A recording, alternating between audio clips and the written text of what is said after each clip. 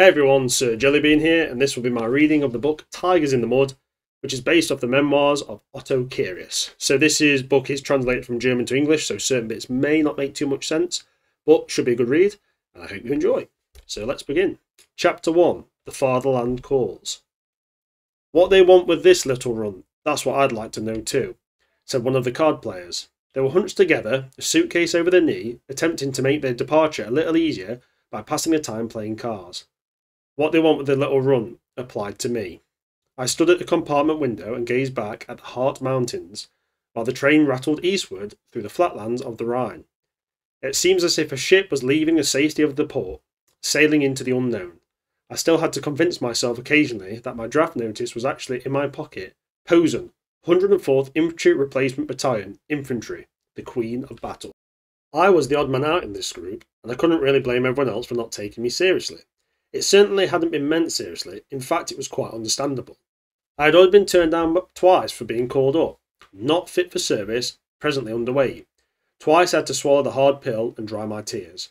My God, they don't ask one about his weight out on the front. Our armies had already cut through Poland in an unprecedented race to victory. Only a few days before, France had also begun to feel the first numbing blades of our weapons. My father was there at the beginning of the war. He had donned the uniform once again. This meant my mother had a small household to manage whenever she was allowed back into our home at the border. I had spent my 18th birthday in Posen on my own for the first time. Only then did I realise how much I owed my parents for my happy youth. When and how I would be able to return home again, to sit down on the piano or to pick up the cello or the violin. Up until a few months before, I had wanted to devote my future studies to music. Then I changed my mind and began to fancy mechanical engineering. For this reason, I had volunteered for the tank destroyer branch, but in the spring of 1940 they didn't need any volunteers. I was supposed to become an infantryman, but that was okay too. The main thing was that I was in. After a while it became quiet in our compartment.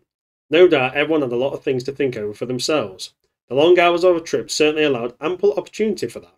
By the time we had debarked in Posen with our stiff legs and sore backs, we were actually quite happy that the time for introspection was being taken away from us. A group for the 104th Infantry Replacement Battalion received us, told us to get in step and took us to the post. The enlisted barracks were certainly no thing of beauty. Room was scarce and I found myself with 40 other men in an open barracks room. There wasn't a lot of free time left over to contemplate the exalted duties of a defender of the fatherland. A battle for survival began against the old-timers. They considered us troublesome foreigners. My situation was practically hopeless. I still had peach fuzz, since only a heavy beard was a clear sign of a real manhood. I was on the defensive from the very beginning. The jealousy of the others over the fact that I got away with just one shave a week made matters only worse. Our training was well suited for getting on my nerves. I often thought about my high school, the Maximilianeum, whenever drill and ceremonies were practically to the point of no return, or whenever we rolled around in the mud of the training area during terrain drills. Not until later did I learn the value of such fundamental training. I was able to use the knowledge I'd gained in Posen more than once to get out of a dangerous situation. A few hours later, all of the misery had been forgotten. The rage we had experienced against the service, our superiors, and our own stupidities in the course of training soon blew over. Basically, we were all convinced that what we were doing had a purpose. Every nation can consider itself lucky when its young generation that gives all for its country and so selflessly fights as did the Germans in both world wars.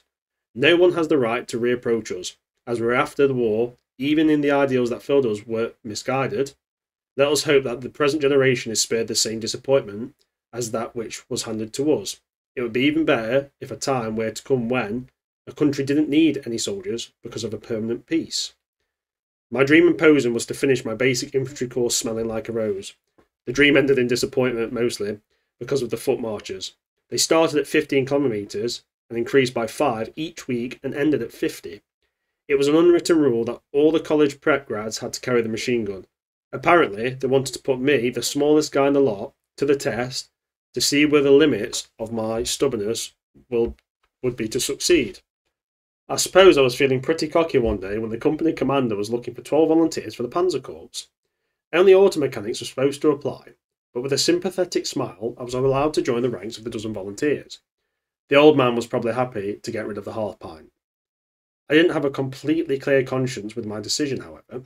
My father had given me permission to join any branch, even aviation, but categorically forbid the Panzer Corps.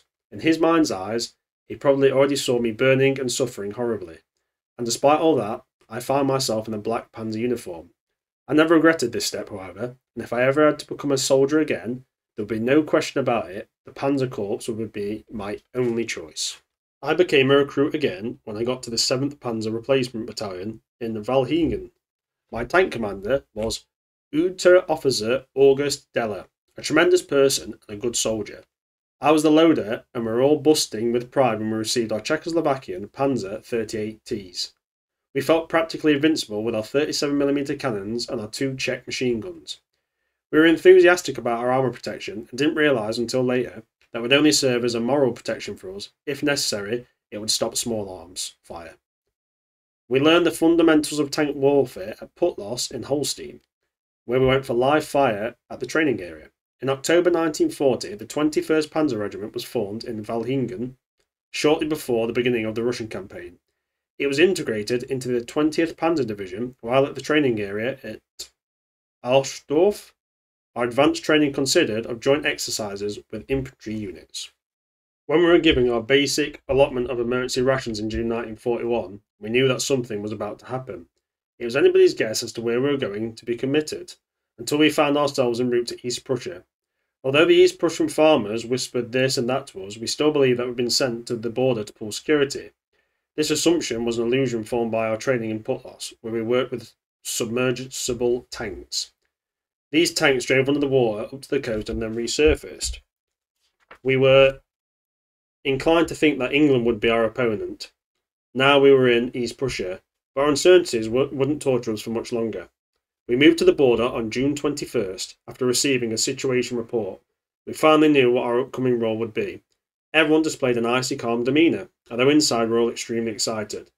Tension became almost unbearable during the night. Our hearts were practically pounding out of our chests, and we heard the bombers and Stuka squadrons thundering eastward over our division. We were positioned on the edge of the woods south of Kalwaya. Our commander had placed a civilian radio on his tank. It officially became the start of the Russian campaign 5 minutes before X hour. Except for a few officers and NCOs, none of us had seen action yet. The only live rounds we had heard were on the range. We had to trust in the old hands. We already had their iron crosses and assault badges, and they gave an impression of unshakable calm. For everyone else, stomachs and bladders became restless. We believed the Russians would open fire any minute, but everything remained quiet, and to our belief, we received the attack order. We broke through the border position southwest of Kalwaya. As we reached Alita in the evening after a 120-kilometre road march, we felt almost like old veterans. Even so, we were happy when we halted, as our senses had been strained to the utmost on the march during the day. We kept our weapons at the ready, every man was at his post. As the loader, I had the worst position. Not only could I not see anything, I also never got to stick my nose into the fresh air. The scorching heat in our crate was almost unbearable. Every barn we approached caused some excitement, but not a single one was occupied. With enormous curiosity, I waited for the description from our tank commander. I thought it was terribly exciting when he reported seeing his first dead Russian. With both anticipation and anxiety, we waited for our first contact with the Russians, but nothing of the sort happened. Since we weren't the point battalion, we could only count on contact if the advance was held up. And so we reached the first objective of the day, the airfield at Alita, without incident. We happily peeled out of our dust-encrusted uniforms and were glad to finally find some water for a proper cleaning up. I never imagined the war running just like the training schedule, said our gunner, who showed no limit to his desire to clean up. Pretty nice war here, chortled our tank commander. Officer Diller. This was after he finally pulled his head out of a wash bucket in what appeared to be a never-ending procedure. He had been in France the year before. That thought had boosted my confidence as I rode into action for the first time, excited but also somewhat fearful. We literally had to dig our weapons out of the dirt. In case of the real thing, none of them would have functioned. We got everything spick and span and looked forward to the evening meal. Those flyboys really went to town here, our radio operator said whilst cleaning weapons. He was looking over to the edge of the woods, where the Russian aircraft had been caught on the ground during the first strikes of the Luftwaffe. We had taken off our uniforms and felt as good as gold. Thoughts of those cigarette album pictures we had collected too passionately years before popped involuntarily into my mind. Bivouac in enemy territory. Suddenly, it started buzzing around our heads. "Damn it to hell," our commander cursed. He lay next to me in the muck, but he wasn't cursing the enemy fire, only my clumsiness. I was laying on his crust of army bread. It was a rather unromantic baptism of fire. The Russians were still in the woods around the airfield. They had pulled themselves together after the initial shock of the day and began shooting at us. Before we really knew what was happening, we were back in our tanks, and then we drove into our first night action. As if we had never done anything else for years on end, I was surprised at how quiet we'd all become once we knew that what we were doing was in deadly earnest. We almost felt like old-timers the next day when we helped out at the tank battle at Alita. We helped force the crossing over the Nejemen. We were somehow tickled to know that our tanks were the equal of the Russians, despite a few friendly losses. The advance continued smoothly. Following the capture of the Pildusk tract, it continued towards Wilna. After Wilna had been captured on June 24th, we were proud and perhaps somewhat arrogant. We believed we had really been part of something. We scarcely noticed how dog-tired the exertion of the marchers had made us.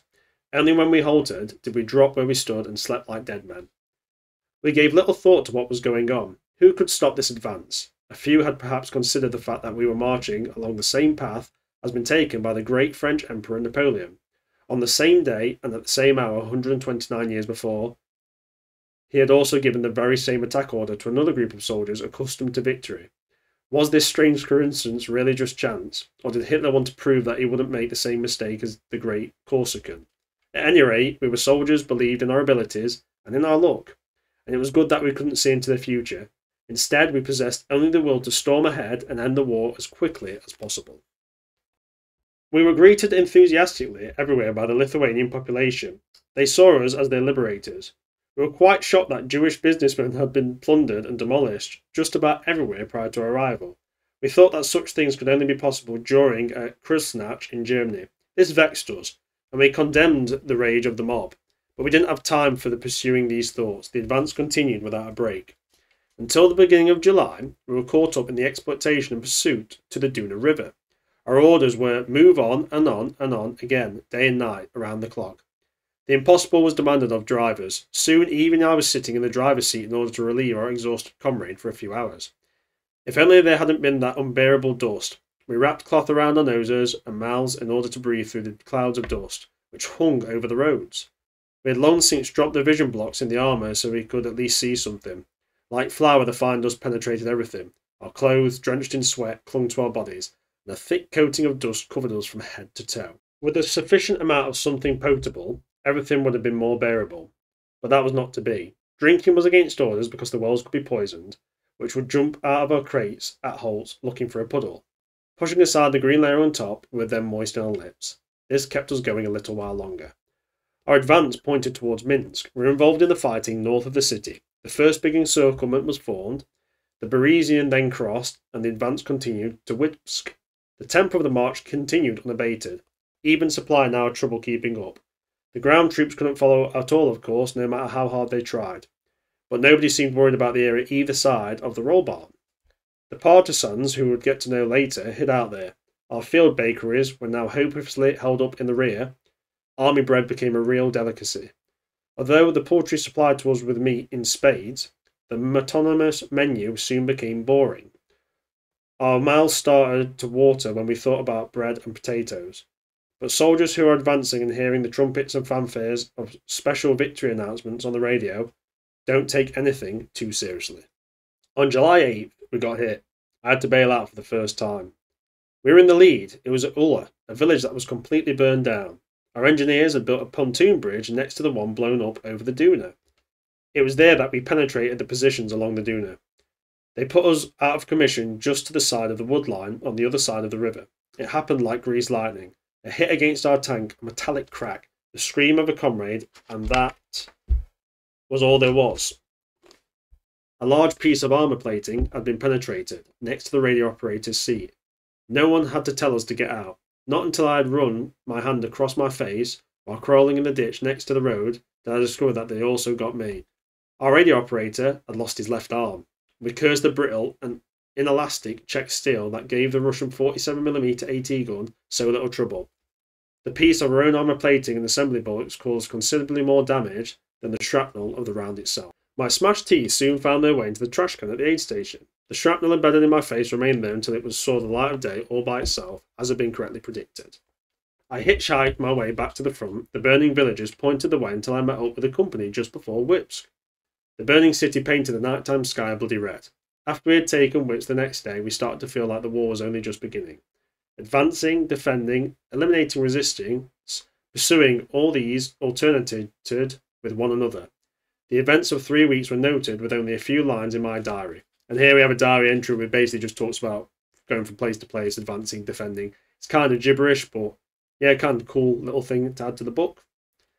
Beyond this sober recapitulation of facts are hidden the hardships, which can only be fathomed by those who were there. To those who weren't, the description would only bring to the mind thoughts of exaggeration. It would certainly be permitted that I do not make more explicit comments, particularly since I experienced everything from the perspective of a loader. A loader is not in the position of being able to give an overview of the operations conducted. Each of us exerted himself and took all the unpleasantness in his stride. We were convinced that there could only be success when everyone gave his utmost. Despite this, we sometimes blew our tops when certain individuals didn't recognise their duties and responsibilities.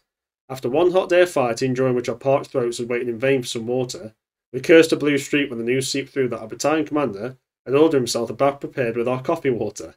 This unbelievable behaviour on the part of the superior went beyond comprehension, but the thought of our bathing superior gave us so much opportunity for jokes and caused solidarity humour that the matter was soon only seen from its humorous side.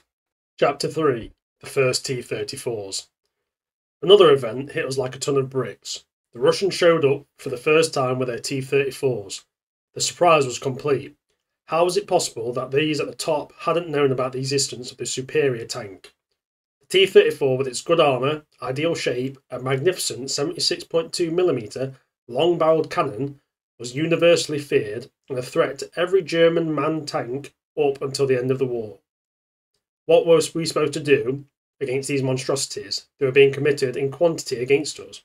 We could only knock at the door with our cannons. Inside, the Russians were able to play an undisturbed hand of cards. At that time, the 37mm pack was still our strongest armour-defeating weapon. If lucky, we could hit the T-34 on the turret ring and jam it. With a whole lot more luck, it had become combat ineffective. Certainly not a very positive situation. Our only salvation was the 88mm flak. Even this new Russian tank could be effectively engaged with it. We thus started paying the utmost respect to the flak troops who previously had sometimes received a condescending smile from us. As if Ivan perceived our predicament, he started attacking in our sector, for the first time with his hooray, hooray. At first, we thought this was our infantry was attacking with their own hurrah. However, soon we knew otherwise. Because Moscow was now almost within our grasp, in our opinion, the feeling began to sneak up on us that it was no longer possible to count upon a quick end to the campaign. I therefore had mixed feelings when I received marching orders to Erlangen and the 25th Panzer Replacement Battalion on August 4th, 1941. 3 days prior to that, I'd put the Unteroffizier braid on the shoulder straps of my uniform. We tested for our truck and tank driver licences in Erlangen. Right after that, we arrived in Wunsdorf near Berlin to attend Officer Candidate Course number 8. On February 2nd, 1942, I was informed that I had not met the standards of the course, just like Gert Meyer and Klaus Waldemeiler from our platoon. I clearly had not taken the whole affair seriously enough. Besides, there was one question I really shouldn't have asked. I thought I had occasionally to confide my doubts to the blackboard, but my superiors didn't find the questions, "Are reserve officers also human?" at all funny. There are also non-commissioned officers and officer candidates when we departed the course. Actually, we weren't too upset about it. The freshly baked lieutenants, after all, had to pull duty in the replacement units, while we were immediately transferred back to our old regiment. We were released with words of encouragement. Our tactical officer, who we were all crazy about because he was a true character and led his charges with real feeling, said in departure that he was certain we would obtain our goal at the front. There we could easily prove our suitability to become officers. We wanted to prove him right.